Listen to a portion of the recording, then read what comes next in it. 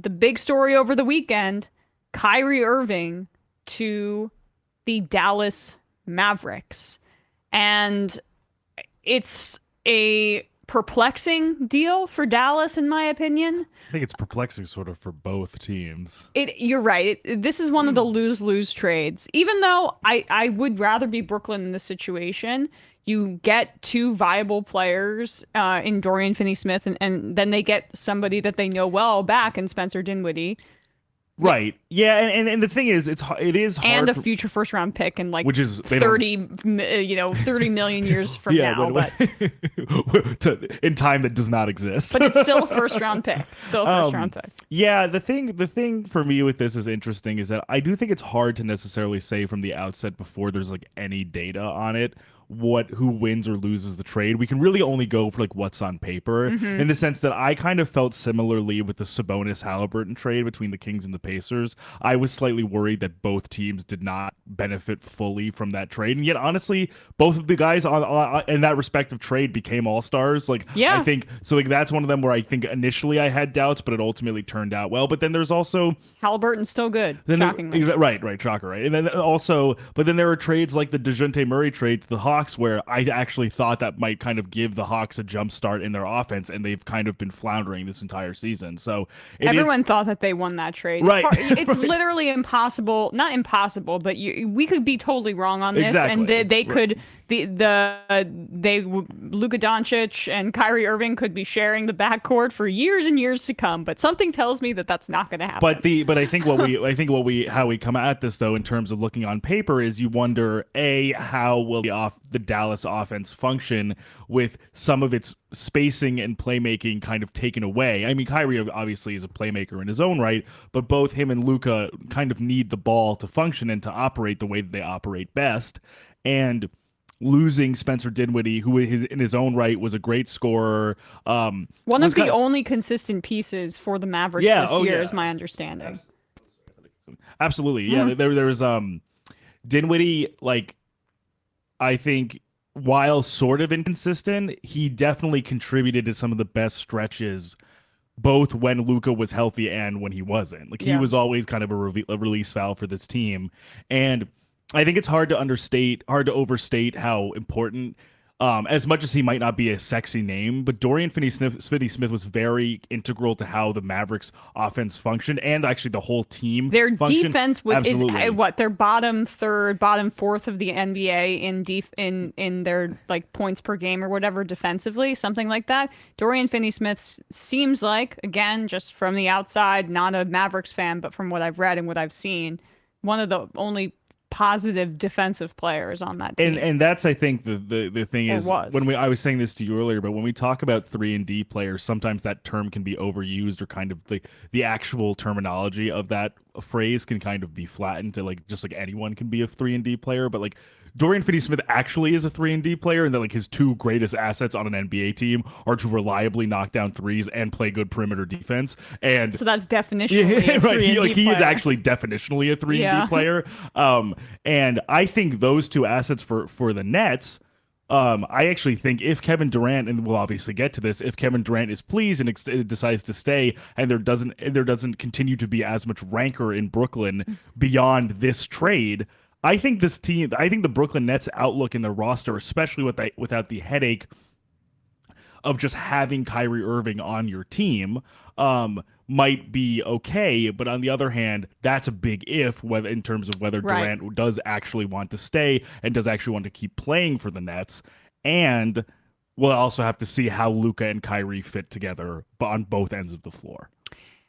Let's just backtrack for 1 second to talk about how it got to this point, because obviously they traded Irving a few days before the trade deadline came around. And partly that was because Kyrie Irving took to, was it Shams who said this, that he would leave in free agency if not traded? Shams Charania, aka the Kyrie Irving stenographer. They clearly have a relationship. There was some report, and I don't want to misattribute it to Shams, but I think it was him.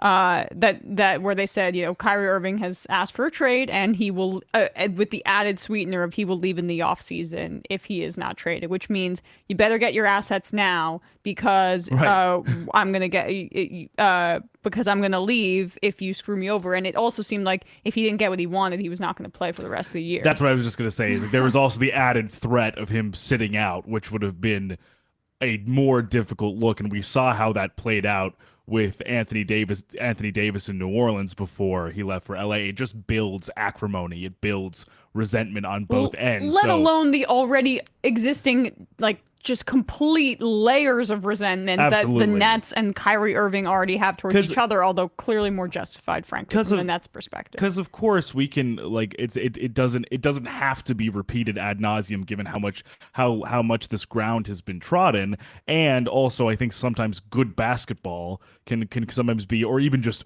functional basketball can be a sort of salvo for any off the court issues. But we can't forget that only about 2 or 3 months ago, this team was embroiled with a scandal of the day of what Kyrie was posting on social media, what he was promoting, how he was reacting to what he was promoting and what he was tweeting, and the veins of pretty clear, pretty rampant anti-Semitism that he either directly or indirectly was fomenting as a result of what he was, publishing on his social media accounts and what he was saying out loud. So we can't forget that in the context of, his time with the Nets and why maybe it was more, why maybe the owner, Joseph Tsai, so adamantly wanted him to be gone, and maybe why he also didn't want to particularly do him any favors when shipping him off. Well, yeah. So the only reason that this is also a bit of a loss for the Nets is because it seemed like Tsai deliberately directed him towards Dallas and away from both Los Angeles teams who could have provided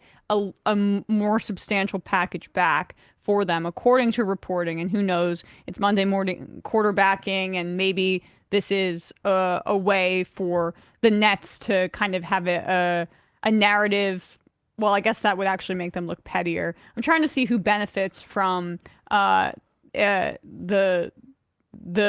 media coverage of that package being, it could have been better. I don't know. I don't really know. Maybe it's cover for the fact that the Lakers did not get him. I'm working this out in my mind. I think at the end of the day, regardless of, as you said, this is some kind of hindsight 2020 action from certain front offices saying, we had this great deal in place, but they didn't take us up on it. There was reporting that Jay Crowder and Chris Paul were on the table from the Suns. There was reporting that Terrence Mann and Luke Kennard, along with a pick, were available from the Clippers. There was some reporting that Max Christie, young guy in the Lakers, as well as Austin Reeves, were off the table because Kyrie was not willing to sign a 2-year, pretty top-heavy deal. I think he was looking for a more long-term, close to max extension. If any of that's true, if any of it isn't true, I think the only real stink that I think can linger on Joseph Tsai is not necessarily the terms of the deal, but the fact that if he was actually particularly adamant about shafting Kyrie at the expense of maybe trying to extract the most value in a trade for him. Yeah. If he was if it's possible that he did not want to send Kyrie to the Lakers because Kyrie wanted to go there, and the deal might have been better than what he got in Dallas, that seems to be more like settling a score or a personal grudge than trying to make the team that you own a better basketball team. Yeah, and again, I don't know if you can trust that reporting on it right now. All this could just be total scuttlebutt. We're right? not going to get the full picture until months later, most likely. But to that point, I do think that there is a more than 50% chance that Kyrie just leaves Dallas in the summer anyway. Unless they have an extension in place, some sort of agreement, that does not seem to be a given whatsoever. So then Dallas gives up 2 of its more important pieces, a few second-round picks and a future first for a guy that's a short-term rental. Yeah, absolutely. A short-term rental that doesn't actually make full sense with Luka being so it being so important that Luka is handling the ball, and the fact that they desperately need defensive help in Dallas. So the fit doesn't make sense on the surface, as well as the fact that there's a good chance that Kyrie Irving just isn't even there. It's just this is not a team that's one piece away to trade for and make a run for the NBA Finals. Right. I don't think that the Mavericks are close. They have one phenomenal player, and that's about it at this point, right? This is a bizarre. It makes more sense for the Lakers than it does the Mavericks. Yeah, and it makes more sense for the Clippers than it does the Mavericks. Yeah, and I think I totally agree, and I also think that's the risk that you run as the Mavs, especially with not only, like you said, Kyrie's contractual situation going into this, but also his pretty established mercurial nature when it comes to being on an NBA team. When he got frustrated with his position relative to LeBron in Cleveland, he forced his way out. He became very quickly unhappy with his situation in Boston, forced his way out. He was attempting to force his way out even earlier in the season with Brooklyn, and then finally got his wish as those talks reignited. This is a pattern. It's hard to be, the team on the other end of the, that classic Arrested Development meme where it's like Tobias and Lindsay are like, only people who try and do this are completely deluding themselves. And then Tobias says, but we could do it. But maybe it'll work for us. But maybe it'll work for us. Yeah. That's kind of the Mavs in the sense of like thinking that he's just going to be like pleased with Dallas and that something won't rub him the wrong way or controversy won't follow him again. Like it is. Well, I read this on the Ringer. A lot on that. Yeah, I read factors. I read this on the Ringer that maybe Cuban, because they were revisiting the Kristaps Porzingis trade. At the time, Porzingis, I'm not remembering the sequencing off the top of my head, but he was accused of rape, and they still signed him to that extension. Yeah.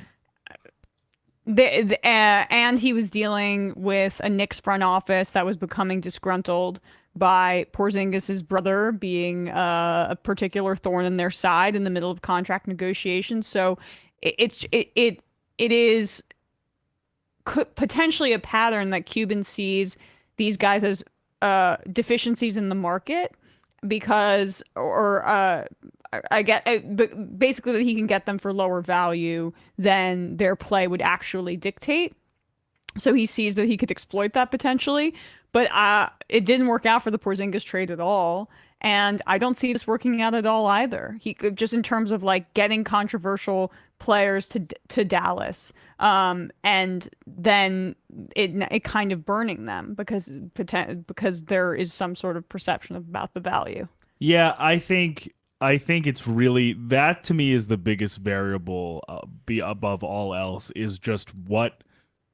For the question that I have for the Mavs is simply what Kyrie Irving are you getting on and off the floor and for how long? Yeah. And that's really it, because if you look at some of these numbers, I'll see if I can find, I don't know if I have the exact numbers right in front of me, but the amount of minutes and the amount of games that Kyrie and Kevin Durant, and even when James Harden was still in the mix, played together was extremely minimal relative to what you would have probably expected that arrangement of players to play on a supposed, super team machination of like getting three superstar players together.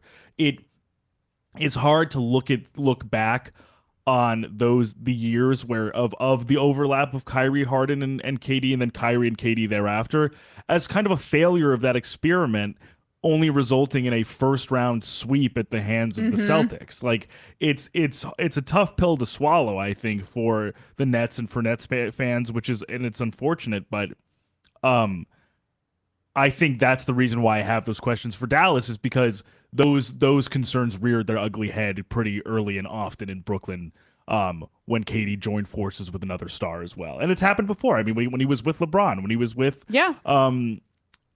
who was it? I don't even remember. Oh gosh, that Celtics team feels like 1,000 years ago. I think that, With Kyrie. yeah, I think that was It was pre Cavs Jason. to Celtics to Brooklyn. That's been his career. Yeah, I just don't. I don't even think I remember who he was. I don't even remember who he was playing with. I on mean, that Tatum Celtics was team. there at that time. Yes, Yeah, I'm not right. even remembering. Like, Yeah, I wasn't exact. I'm not even remembering whether those guys, the young guys, but I guess the young guys were. They were there. Ascending. That core was at there. that Yeah. time. Yeah. So I just think it's hard not to look at the recency of what he has experienced and what he's kind of participated in, and say, oh yeah, like we can be the team to we can fix mitigate him. those concerns. We can fix it. Yeah. I also think it is a larger. There's a bit more of a reckoning that needs to happen. I think with some of these NBA teams, seeing that the building a super team through the means that was successful maybe 5 to 8 to 10 years ago in bringing a championship to your franchise. It's much more of a specific set of circumstances than has been more widely used over the past subsequent 5 or so years, right? Like all of these teams that we're seeing have more durability. The Celtics and the Bucks in the East included have homegrown guys, drafted, developed, homegrown guys, and they were very smart about asset allocation.